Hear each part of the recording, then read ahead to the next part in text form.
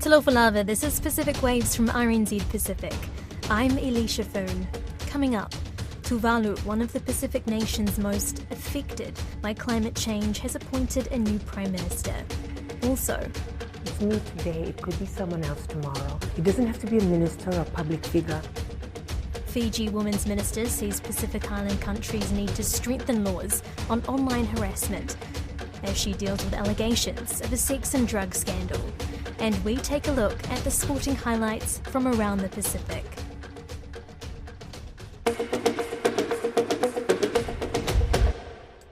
Feletitio has been elected unopposed as Prime Minister of Tuvalu. Koroi Hawkins spoke about Feletitio and his incoming government with California State University's Assistant Professor for Asian Pacific Studies, Jess Marinachu, who has previously worked with the Tuvalu government. So I'm not really surprised. I think when Teo was elected, his name kind of jumped out at a lot of people because he has so much international experience and he's worked outside of Tuvalu and in Tuvalu in these very high-level positions. I just, however, did see that the Tuvalu news media site, their explanation of how the unopposed election happened was that the only name that was put forward for election was for the PM was Teo's name. But still that is a unanimous vote there. But I think that just given all of his background, it's fairly unsurprising that he would be the one that could get a unanimous vote in this case. And I also had heard, I think it's been going around, that there's a fairly large block of MPs who are supporting him or who are in the same group that he is. Now, we know a lot about Teo from his work with the Pacific Tuna Commission, but you mentioned he also did a lot of work in Tuvalu. Can you speak a bit about that? What things has he done in Tuvalu? So he has been the Attorney General of Tuvalu, so that's a fairly high-level position. There's another person, Sir Italeli, who also was the Attorney General. So there's two former Attorney Generals there. And I think he just had a pretty distinguished background as a lawyer in Tuvalu before then going on to some of his international positions. So, I mean, fairly respectable roles both within Tuvalu and outside of Tuvalu. It looks like we're still waiting for a final list of everyone in government, but it looks like Fileti and some of the new MPs have gone with the former government. You spoke a little bit about the dynamics of this new Tuvalu parliament with such a field of experienced candidates. If you could speak a bit to that, please.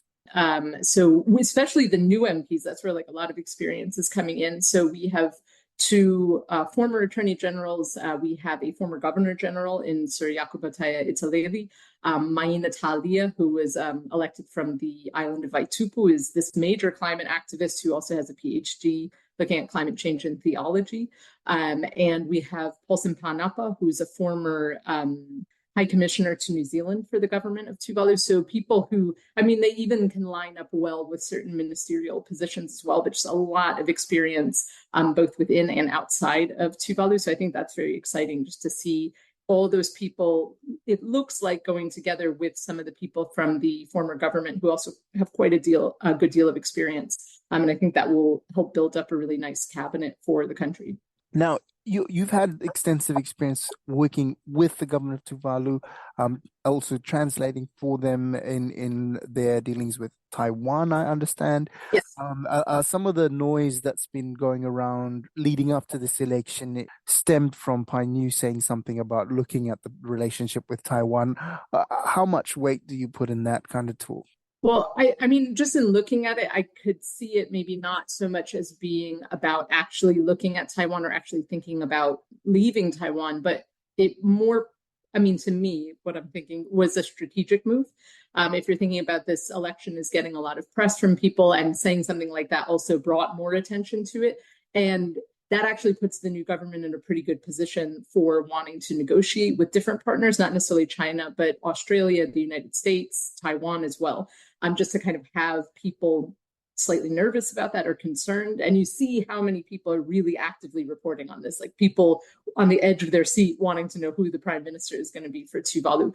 So I think it actually did generate quite a bit of buzz. And so I think it's really normal for the Tuvalu government, just in my experience, to, in the first year, maybe of an administration being formed, review all foreign affairs. You look at things like where missions are, where diplomatic posts are. So it's not just Taiwan, but just everything to look at, are you getting value added out of how you have your foreign affairs set up? So I think that that's fairly normal. But I think maybe the way in which it kind of had couched talking about that review had made people a bit concerned about it. And so that got quite a bit of attention. The other thing grabbing a bit of attention is obviously the Falapili Union signed at the forum by Latano, who's out of this parliament. What is the likelihood? Would you see there being much change to that agreement under a new government, or some of the talks and debate around the pros and cons of it in Tuvalu as well? Well, I think there was only one in the previous government, the previous parliament. There was only one person who was really very opposed to the Falapili Union. That was Enele Sopoanga. And just given that he is not, at least we know, in the PM seat, I think that probably Falapili will stay in some form, but there was a lot of talk about the need to change some of the language. And given that there are a lot of lawyers in this parliament now, I think that a lot of work will be done just looking at that language more carefully, because when you do set something down in a treaty, it's fairly binding. And so you have to really make sure that language, like, is in the security part of Falapili, where it's basically saying that Australia has almost veto power over Tuvalu's decisions on a whole range of security matters. That's something that may have to be adjusted. So I think that the idea of it, there are good parts that are in there, and I think people will value that, but just maybe some of the language might have to be just clarified. What exactly does this clause mean, and maybe some revisions to be made there. But I don't see it being thrown out wholesale at this point. On the climate change front, somewhat ironically, this election has been delayed because of serious severe weather, and we have some really strong candidates in the mix as well on the climate change front. Are you expecting big things from this new group of MPs for Tuvalu?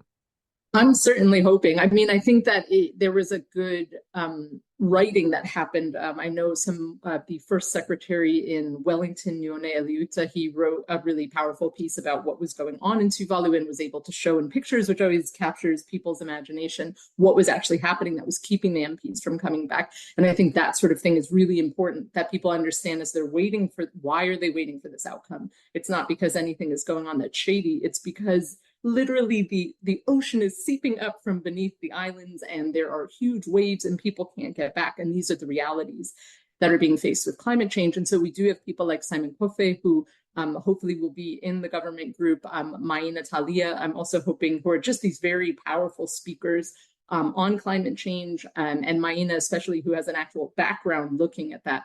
And I think that those are things that will really come into play. And hopefully we'll have very outspoken people in this government who really are bringing that message of climate change and what it's doing to Tuvalu to the international community. So I'm hoping that there'll be really good things coming out of this government on that front. Fiji's Women and Children's Minister Linda Tabuya says Pacific Island countries need to strengthen laws on online harassment. Her comment comes as she deals with allegations of a sex and drug scandal between her and a former cabinet minister. She spoke to RNZ Pacific's Tiana Haxton on the sidelines of the Pacific Women in Power Forum in Auckland last week. The Women's Minister has maintained that the allegations against her of extramarital affairs are untrue after lewd images of her were leaked online. The matter is currently under police investigation. She says the person causing the online harassment lives in Sydney and called on the assistant of Australia's online safety watchdog to have the images removed. If you put up content that is or appears to be the person, then that person needs to take the content down, otherwise they can face prosecution. So that was the process I followed. And I'm grateful to the E-Safety Commission of Australia for their swift action. Ms Tamboya has been embroiled in an alleged sex and drug scandal with sacked Education Minister Asiri Randrondro during official travel to Australia last year. She has previously denied the allegations, calling it fake news, while Mr. Randrondro has not commented on the issue. However, she says as a female politician, the situation she finds herself in was not exclusive to her. It's me today, it could be someone else tomorrow. It doesn't have to be a minister or a public figure. But if you have women in Fiji or across the Pacific who are facing this, especially for populations where there are more people outside of the country than in country. Ms. Tambuya wants stronger policies to prevent online harassment across the region. You get more attacks from people who live overseas. So our women MPs need to reach out to those countries where those people who are attacking them live, because their laws are much stronger. But it's also a lesson for us within to strengthen our laws so that we can stand up against online bullying. She says women in politics are more susceptible to online harassment than men. The world is unfair, and being a woman in politics, we face a lot of unfairness and injustices, but I think it also makes us so much more determined to stand up and to be heard. Meanwhile, Ms. Tambuya is currently the subject of an inquiry by her political party following the sex scandal allegation, the outcome of which has yet to be released. A decision by King Tupou VI earlier this month to withdraw his confidence in the ministerial portfolios of Tonga's Prime Minister and Foreign Minister has raised questions about the efficiency of Tonga's political system and the extent of the monarchy's power. Prime Minister Huakava Meliku has responded by announcing his confidence in retaining the portfolios, and talks are reportedly taking place between the two parties to resolve the dispute. Finau Fonua spoke with Tonga's Attorney General, Aminiasi Kefu, to talk about Tonga's constitutional monarchy. In regards to the ministerial appointments, could you explain the process and how it works with the King, the Privy Council and the Prime Minister?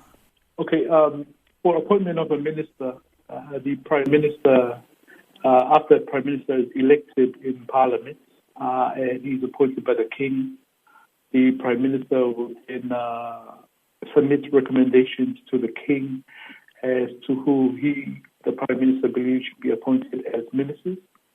So those ministers can be people from those who are elected in Parliament, and it can also be people who were not elected into Parliament. And these are non-elected persons, which the Prime Minister can also recommend to be appointed as a minister. The Prime Minister is only limited to appointing 4 people from outside of those who were elected in Parliament. And the King will then appoint those people by issuing their appointment letters to those people. The convention is that the number of people in Cabinet is 12, including the Prime Minister. The Privy Council is not involved in the appointments of the ministers. The Privy Council, in the Tongan context, are just an advisory body to His Majesty regarding His Majesty's constitutional and legal powers.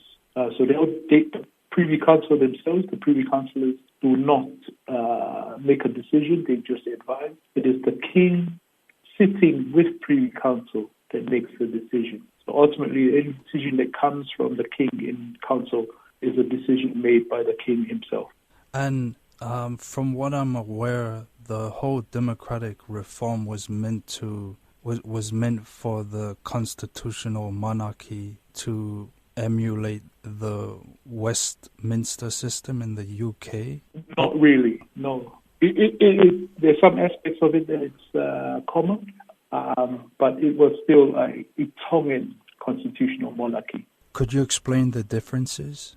So, like the differences in the UK Westminster system, the King is not involved in executive decisions and political decisions. The King is consulted, he's informed, and that's done through the royal audience between the Prime Minister and the King. However, the King has no decision-making, except, of course, is to royal assent to legislation that's passed by Parliament in the UK. Here in Tonga, there are certain aspects of the executive government the king is involved in. So the king still retains authority in relation to appointment of some executive posts, such as the Attorney General, the Police Commissioner. The king also, as other matters with regard to the head of the defense, the king also gives royal assent and vetoes legislation. The king determines whether the government should sign international treaty or international instrument. The king can also appoint who represents the king to foreign countries. The king still, in respect of land matters, can still be involved in making decisions about leases and other matters that involves the royal estate and the king. So, in a nutshell, the king's role, in comparison to that in the UK, in Tonga, it is a partnership between His Majesty the King and also the Prime Minister in running some aspects of government. Did the king have the right to withdraw his confidence in the portfolios? Is this a constitutional crisis? First of all, I don't think it's a constitutional crisis because it's not got to a point where they can't do anything about it. That's how I would describe the crisis, where there's a stalemate and there's no way forward. Here, the king does have a right. There's nothing stopping him under the Constitution to express his views.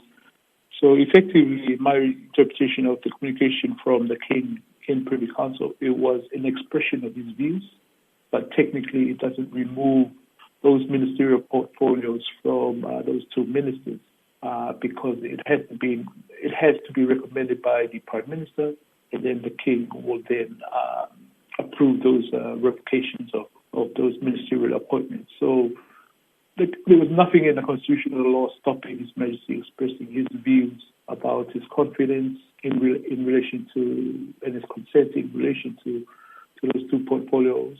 But that does not mean that the appointments are revoked, because that's not the correct process of going through that revocation process. And I'm sure His Majesty is aware of that process. He just wanted to communicate this to the Prime Minister, so it's now a matter for the Prime Minister to decide what to do with the communication, whether to accept it or whether to ask for another audience to discuss that communication, or to take a stance that he will not accept that communication. Why? We've seen in the past as well that the king has, like with the dissolution of Parliament, why are there clashes taking place between the king and government? We're seeing all these disagreements arising. What's the cause of all of this? I am not privy to the reasons why His Majesty and also Prime Minister had these the issues between them. Obviously, it's now made public through this communication. However, you must also, again, going back, you must understand that the king has a constitutional and legal right to be involved in government, because how the constitutional reforms were made, and at the moment there is a partnership between the king and the cabinet and the prime minister. So they have to be on the same page to work. So obviously with this communication, they're not on the same page.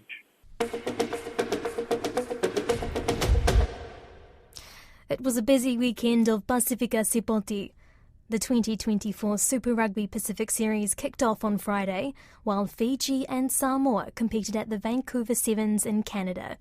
RNZ Pacific senior sports journalist Eliesa Tora is here with the latest from across the region's sporting events. So the Super Rugby Pacific kicked off on Friday. Both the Fijian Drua and Moana Pasifika played their first matches. How did they go? Well, both Moana Pasifika and the Fijian Drua finished with losses on Saturday.